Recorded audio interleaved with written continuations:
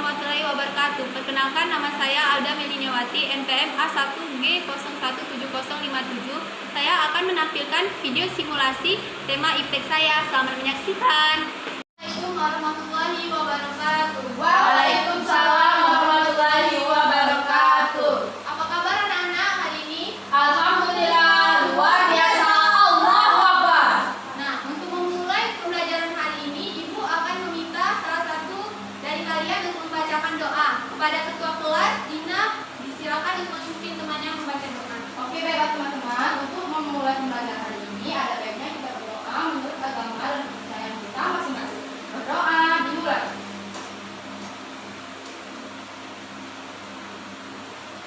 Berdoa selesai. Nah, anak-anak ada yang tahu mengapa membaca doa itu harus serius? Dina? Kita berdoa dimulai berdoa pada saat memulai pembelajaran itu supaya pembelajaran kita dapat hari ini itu masuk ke dalam otak kita, Bu. Ya, betul. Coba Jessica. Supaya kita mengucap syukur kepada Tuhan dan pembelajaran kita lancar. Ya, jawaban semuanya betul. Karena membaca doa itu sebagai wujud rasa syukur kita kepada Allah Subhanahu wa taala atas karunia-Nya dan juga supaya pembelajaran kita hari ini dapat dilancarkan. Ya, Bu. Anak-anak, sebelum belajar, Ibu akan absen dulu ya. Siapa yang tidak masuk hari ini? Tidak ada, Bu. Semua. Alhamdulillah, berarti hari ini sehat semua ya. Nah, sebelum mulai pembelajaran, ada baiknya kita sama-sama menyanyikan lagu dari Sabang sampai Merauke. Tahu semua lagu dari Sabang sampai Merauke? Ayo, dipimpin temannya Lina menyanyikan lagu dari Sabang sampai Merauke dia. Berdiri semuanya. Oke, teman-teman. Kita mulai ya. 1, 2, 3. Dari Sabang sampai Merauke, berjaya pulau-pulau, sambung menyambung menjadi satu, itulah Indonesia. Indonesia tanah airku, aku berjanji padamu, menjunjung tanah airku Indonesia. Silakan kembali. Lagu dari Sabang sampai Merauke ini adalah lagu nasional negara kita, negara Indonesia. Ada yang tahu mengapa kita wajib mengetahui lagu nasional yang ada di negara kita?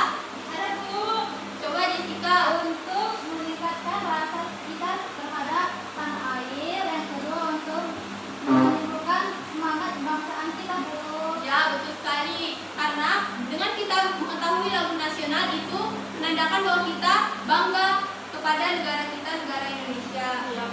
Selanjutnya kita akan melakukan salam PPK dan tepuk PPK. Di sini ada yang hafal dengan salam PPK dan tepuk PPK. Jessica, Bu. Jessica, ayo ke depan. Ye.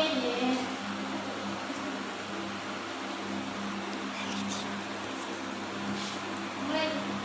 Baiklah, teman-teman, mari kita tepuk PPK. Tepuk PPK. Religius, nasionalis, mandiri, gotong royong, integritas. Salam PPK. Salam cerdas, berkarakter, menyenangkan, penuh cinta, hebat. Ya, pintar sekali kalian semuanya. Ada yang ingin dibacakan kisah inspiratif mengenai Haji Sumitra penjual kacang hijau? Ada, Bu. Di sini kalian menyimak ya. Ya, Bu. Akan Ibu bacakan nanti.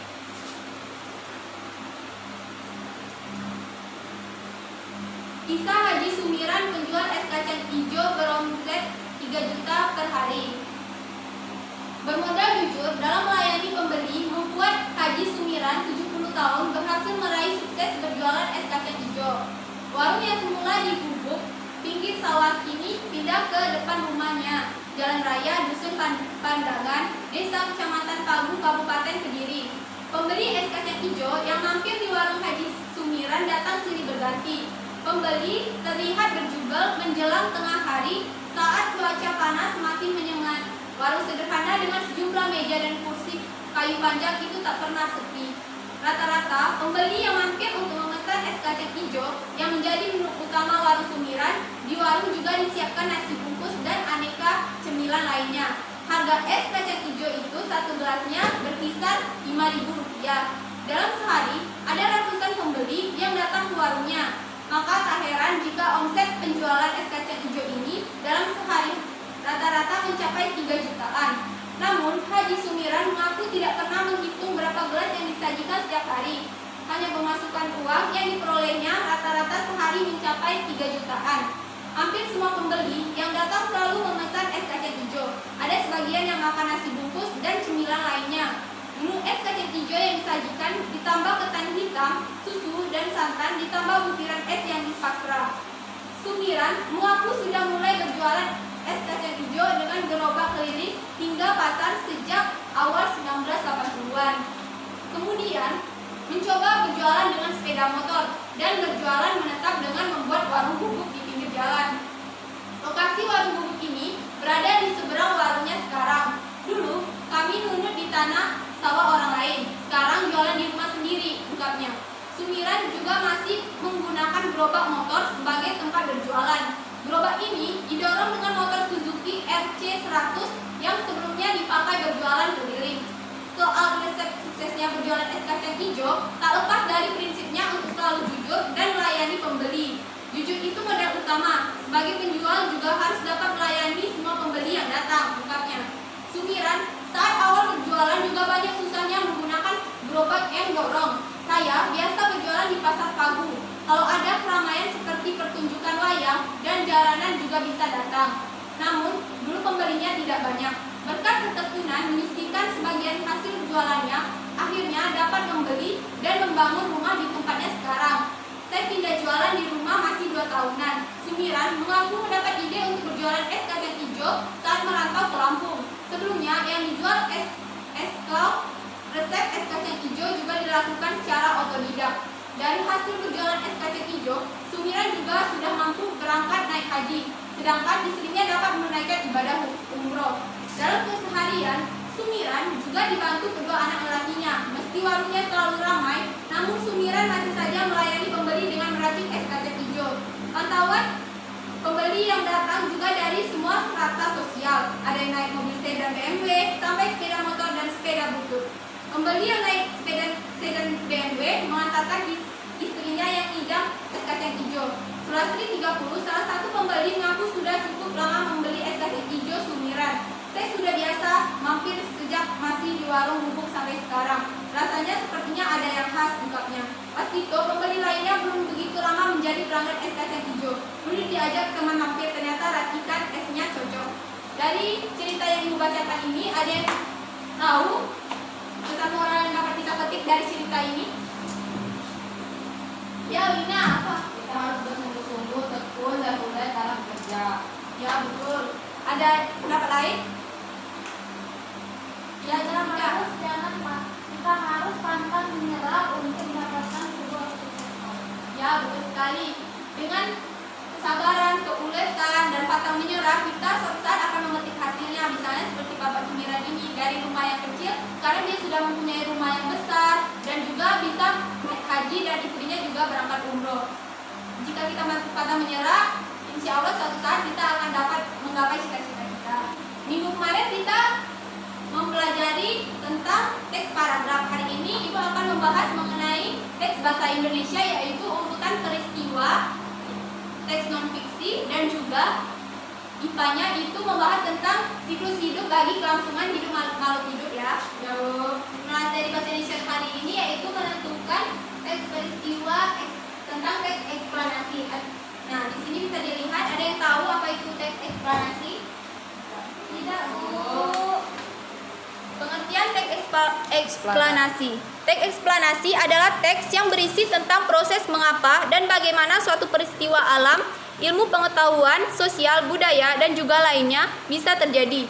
Sebuah peristiwa, baik peristiwa alam maupun sosial yang terjadi di sekitar kita, selalu memiliki hubungan sebab akibat serta juga proses. Tujuan dari teks eksplanasi ini sendiri yaitu setelah mengerti mengenai pengertian dari teks eksplanasi ini, lantas apa tujuan dari teks eksplanasi ini? Di bawah ini merupakan tujuan dari teks eksplanasi, diantaranya yaitu menjelaskan fenomena yang terjadi terjadi, menjelaskan sebab akibat suatu peristiwa. Ada yang tahu bagaimana contoh teks dari teks eksplanasi ini sendiri? Bencana alam. Ya, Oci benar. Teks eksplanasi ini mengenai teks bencana alam itu termasuk dalam teks eksplanasi. Eksplanasi ini merupakan peristiwa yang benar-benar terjadi, faktual, seperti misalnya bencana alam, baik itu tanah longsor, gunung meletus, tsunami, banjir, gempa bumi, dan juga keadaan-keadaan masalah yang ada di lingkungan sekitar kita lainnya. Baik, sekarang Ibu ingin memberikan kalian contoh soal. Nah, tadi kan kita sudah mengetahui mengenai pengertian dari teks eksplanasi ini dan apa saja tujuan dari teks eksplanasi ini. Dan kalian juga mengetahui kan apa saja teks eksplanasi ini. Nah, Ibu ingin memberi kalian soal, kalian kerjakan ya mengenai contoh teks eksplanasi dari tsunami.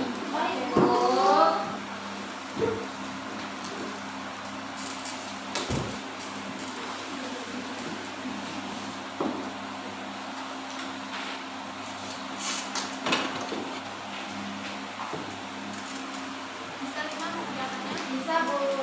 Baik, Bu.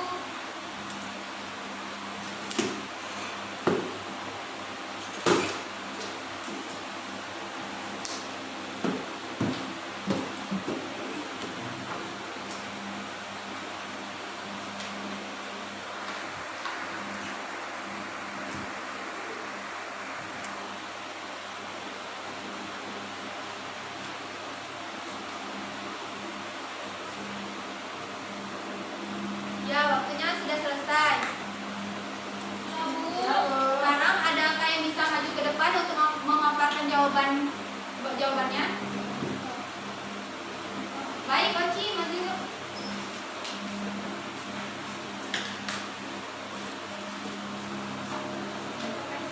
Iya.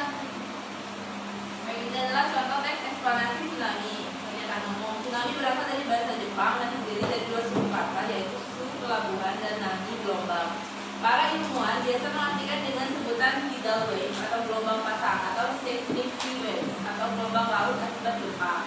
Tsunami merupakan gelombang laut yang datang secara tiba-tiba dengan kecepatan yang tinggi yang menuju kawasan pantai, disebabkan karena aktivitas gunung berapi atau gempa di bawah laut. Urutan sebab akibat: saat gempa terjadi dan permukaan dasar laut naik turun di sepanjang patahan, maka saat itulah tsunami membentuk. Patahan itu menyebabkan keseimbangan air laut terganggu. Patahan yang besar akan menghasilkan gelombang yang besar juga. Saat setelah gempa terjadi, air laut akan mengalami surut dan akan kembali ke daratan dalam bentuk gelombang besar atau tsunami. Tsunami juga terjadi karena letusan gunung berapi di dasar laut yang mengakibatkan tingginya pergerakan air laut atau perairan di dekatnya. Tsunami memiliki kecepatan gelombang yang lebih besar daripada gelombang biasa. Bahkan tsunami dapat sampai 700 km per jam dan hampir sama dengan kecepatan pesawat. Biasanya tinggi gelombang tsunami 50 sampai dengan 100 meter dan menyebar ke semua arah. Ketinggian tsunami juga dipengaruhi oleh bentuk dan kedalaman pantai. Maka dari itu, gempa bumi di dasar laut sangat memungkinkan untuk terjadinya tsunami. Kesimpulannya, nyatanya tsunami menjadi salah satu peristiwa alam yang sangat berbahaya bagi manusia karena bisa menyebabkan kerusakan besar, bahkan bisa merenggut ribuan jiwa sekaligus apabila terjadi secara mendadak. Maka dari itu, kita wajib waspada setiap saat dan menyiapkan diri untuk menghadapi bencana alam tsunami. Walau tidak semua gempa dan gunung berapi di dasar laut itu dapat menyebabkan tsunami. Itu pertanyaannya. Coba Oci jawab pertanyaan yang pertama. Yang pertama itu sebutkan urutan peristiwa atau tindakan yang terdapat dalam cerita nanti itu. Jadi urutannya itu menurut saya saat gempa terjadilah patahan. Hal itulah yang akan menyebabkan tsunami terjadi. Kemudian air laut akan mengalami surut kembali ke daratan dalam bentuk gelombang besar atau tsunami. Kemudian tsunami juga terjadi karena letusan gunung berapi yang mengakibatkan tingginya pergerakan air laut dan perairan yang berada di dekatnya. Ya, betul. Jawaban Oci itu sudah menggambarkan urutan dari tsunami itu dari awal gempa sampai terjadi patahan di dasar laut hingga mengakibatkan gelombang besar yang turun ke daratan sehingga terjadilah tsunami. Terima kasih Oci. Beri tepuk tangan dulu untuk Oci. Untuk soal yang kedua, ada yang ingin membacakan jawabannya?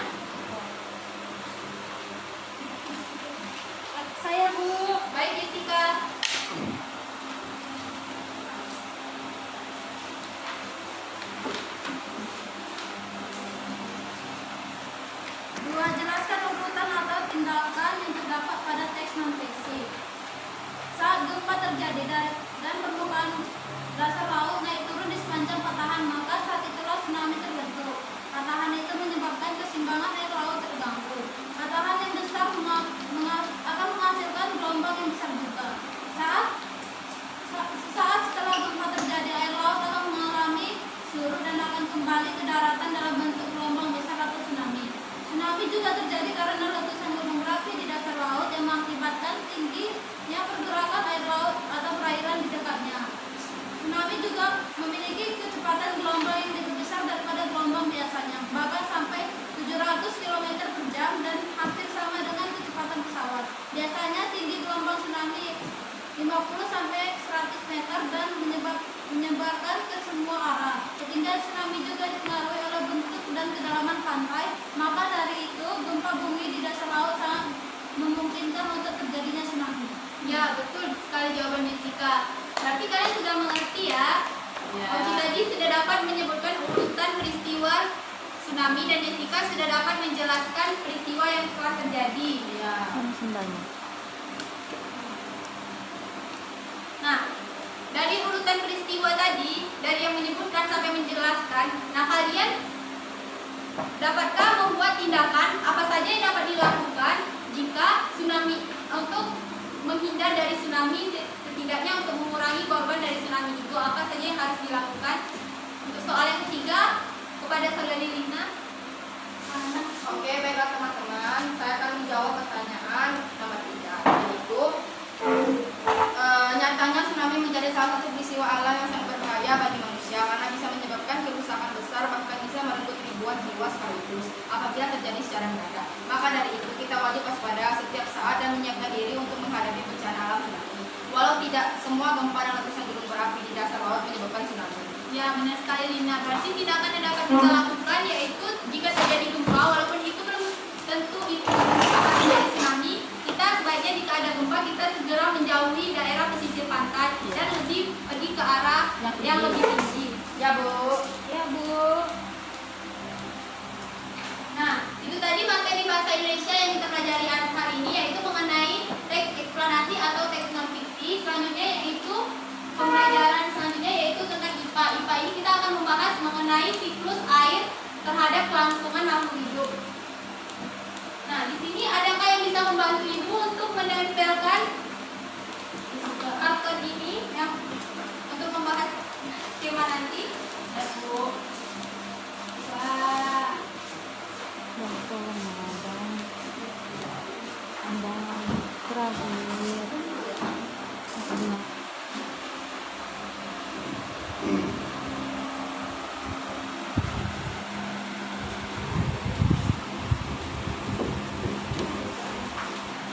Baik, di sini adalah siklus air.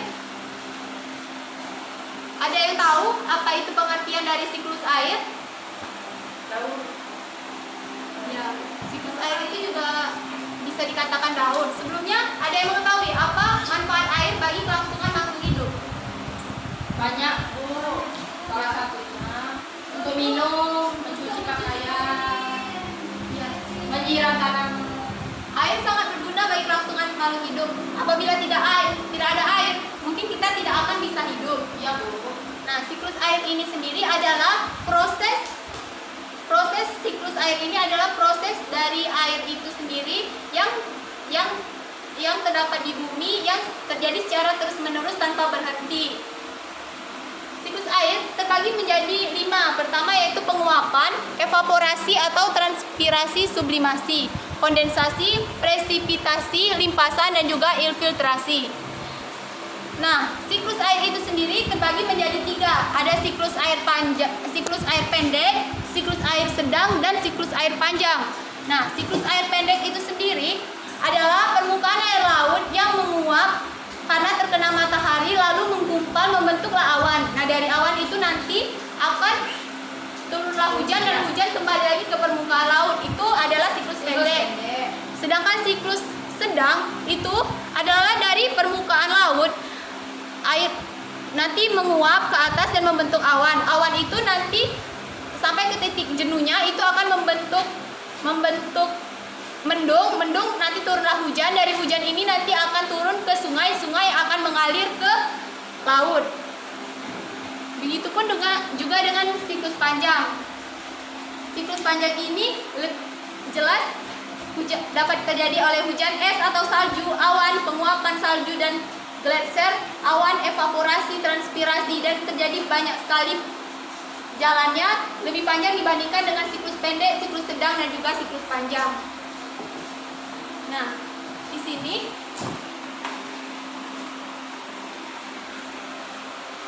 untuk kegiatan hari ini kita akan berdiskusi secara kelompok. Ibu akan membagi, ini ada buku teks mengenai siklus air bagi kelangsungan makhluk hidup, dan di sini ada soal mengenai LKPD mengenai siklus air.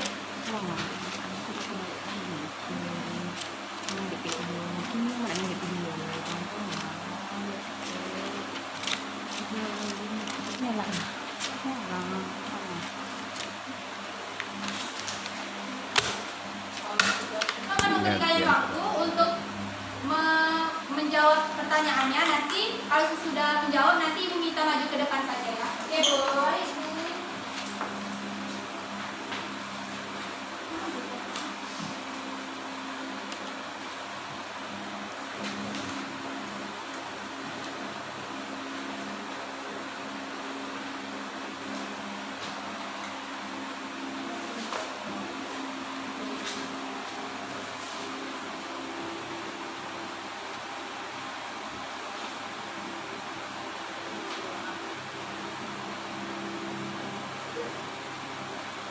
Baik, apakah sudah mau selesai pertanyaannya?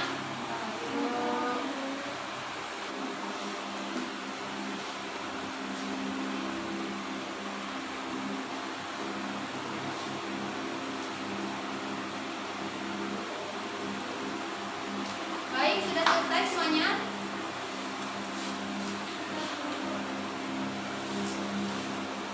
Ada yang bersedia untuk maju ke depan membacakan jawaban yang telah dibuat? Baik, kepada Lina.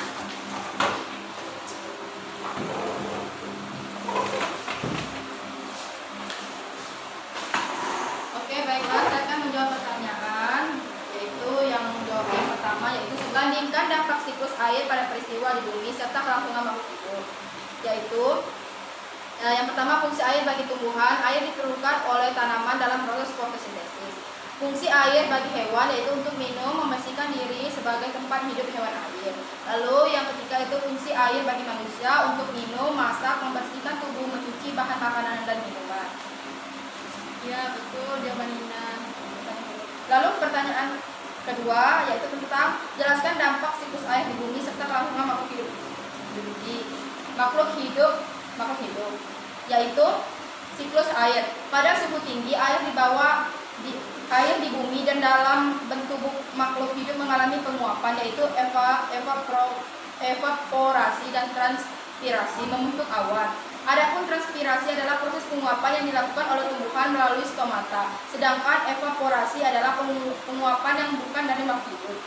Lalu terjadilah kondensasi uap air menjadi titik-titik air hujan akibat pengaruh suhu yang rendah. Lalu air hujan yang turun ke bumi meresap ke dalam tanah atau persipitasi, sebagian dimanfaatkan makhluk hidup dan sebagian menuju laut yang akan mengalami penguapan kembali sehingga siklus air akan berulang. Lalu yang kelima, daur air dapat menjaga kondisi air di bumi karena terjadi secara terus-menerus dan berkesinambungan. Ya, betul. Terima kasih Lina.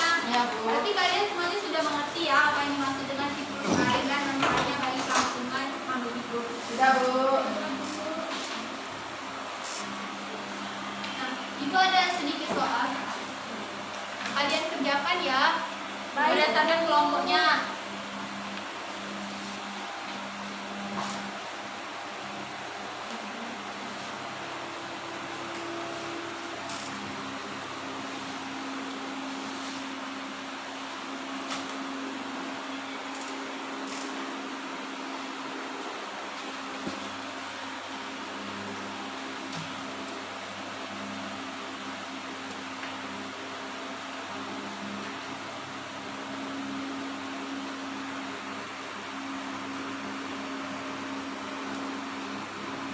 Waktunya sudah selesai, silakan dikumpul. Ina, Jessica, Oci. Ibu nilai dulu ya. Baik, Bu. Ini, Bu.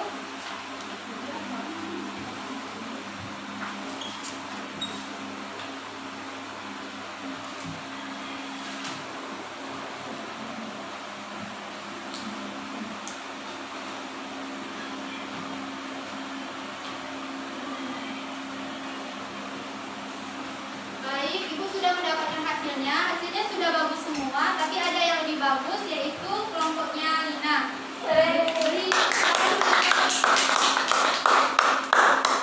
Nah, dari materi yang dapat kita simpulkan tadi mengenai bahasa Indonesia maupun IPA, yang dapat kita simpulkan teks eksplanasi atau teks non fiksi adalah urutan peristiwa yang benar-benar terjadi yang ada di lingkungan sekitar kita. Misalnya seperti teks tentang bencana alam, teks tentang lingkungan, itu dinamakan dengan teks eksplanasi karena dia memiliki urutan sebab akibat dan juga yaitu faktual, terjamin kebenarannya. Dan pembelajaran IPA yaitu mengenai itu siklus air dapat disimpulkan adalah proses siklus air yang terjadi secara terus-menerus tanpa berhenti. Selama bumi itu masih ada, siklus air itu akan terus berjalan. Nah, siklus air tadi terbagi menjadi 3 ya. Ada yang tahu siklus air apa saja? Panjang, ya. Ya, benar jawabannya. Siklus air terbagi menjadi 3 yaitu siklus pendek, siklus sedang, dan siklus panjang. Nah, untuk materi minggu depan kita akan mempelajari tentang teks cerita. Nah, kalian boleh baca-baca terlebih dahulu di rumah mengenai teks cerita. Nanti supaya minggu depan kita waktu belajar kita ada bahan yang sudah tahu terlebih dahulu ya. Baik, Bu. Jadi tugas PR kalian adalah mencari informasi tentang teks cerita ya. Iya, Bu. Iya, Bu. Baiklah, yang dapat kita pelajari hari ini. Untuk ketua kelas silakan dipimpin temannya berdoa sebelum mengakhiri pelajaran hari ini. Oke, baiklah teman-teman. Untuk mengakhiri pembelajaran hari ini, ada baiknya kita berdoa menurut agama dan kepercayaan kita masing-masing. Berdoa dimulai. Berdoa selesai.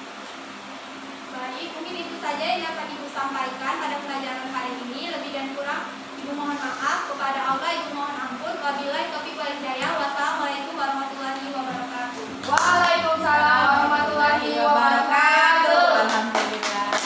Itulah video simulasi dari saya. Semoga dapat bermanfaat. Wassalamualaikum warahmatullahi wabarakatuh.